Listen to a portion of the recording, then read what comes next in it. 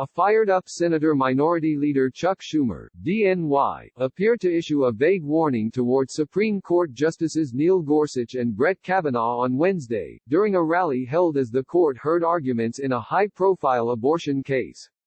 At the rally hosted by the Center for Reproductive Rights, Schumer noted that the case, June Medical Services LLC v. Russo, is the first major abortion case since President Trump's court picks have been on the bench.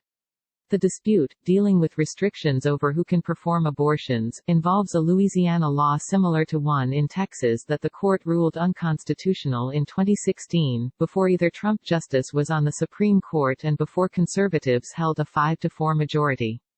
Supreme Court at apparent odds over key abortion case on clinic access restrictions. I want to tell you, Gorsuch. I want to tell you, Kavanaugh. You have released the whirlwind and you will pay the price. Schumer warned. You won't know what hit you if you go forward with these awful decisions. Video of the remarks quickly circulated on social media, with Republicans casting the warning as a threat against two sitting Supreme Court justices. Schumer did not explain what price this would be as far as the justices are concerned, but reached for comment. His office said in a statement to Fox News, "It's a reference to the political price Republicans will pay for putting them on the court and a warning that the justices will unleash a major grassroots movement on the issue of reproductive rights against the decision." During the rally, Schumer did go on to describe how Republican lawmakers could be impacted. "We will tell President Trump and Senate Republicans who have stacked the court with right-wing ideologues that you're gonna be gone in November, and you will never be able to do what you're trying to do now ever again," he said. Earlier in his address, Schumer had accused Republican legislatures of waging a war on women, and said reproductive rights are under attack in a way we haven't seen in modern history. This is not the first time a Democratic senator issued vague warnings toward the Supreme Court. In August, a group of senators led by Sen. Sheldon Whitehouse, D.R.I., filed a brief in which they accused the court of being politicized, calling it not well, and warning that if it does not heal itself, it could be restructured. This was taken as a warning that the Democrats would attempt to pack the court by increasing the number of justices and loading the bench with liberals once a Democrat is in the White House.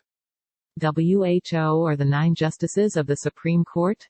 The case before the court is part of a larger effort by red states to pass laws regulating abortion to test how supportive the new justices will be of precedents such as Roe v. Wade and Planned Parenthood v. Casey, which formed the basis for abortion being legal.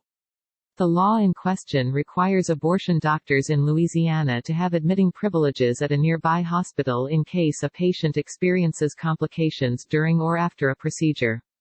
Those backing the law argue that it regulates abortion providers similarly to how other medical providers are regulated by the state while also ensuring doctors are competent. Opponents say that it is targeted at abortion providers with the goal of shutting them down, citing a 2016 case out of Texas in which the Supreme Court invalidated a very similar law. The court's opinion in the 2016 case, Whole Women's Health v. Hellerstedt, said the law placed an undue burden on women seeking abortions because it would significantly reduce the number of available facilities in the state. During Wednesday's oral arguments, Kavanaugh and Chief Justice John Roberts questioned whether Louisiana might be different from Texas in terms of the practical effect the law would have.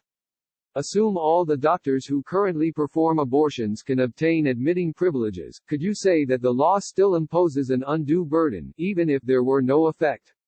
Kavanaugh asked. Click here to get the Fox News app. Roberts suggested other states may have different standards that might be constitutional. Gorsuch did not speak during the arguments. Fox News' Bill Mears and Tyler Olson contributed to this report.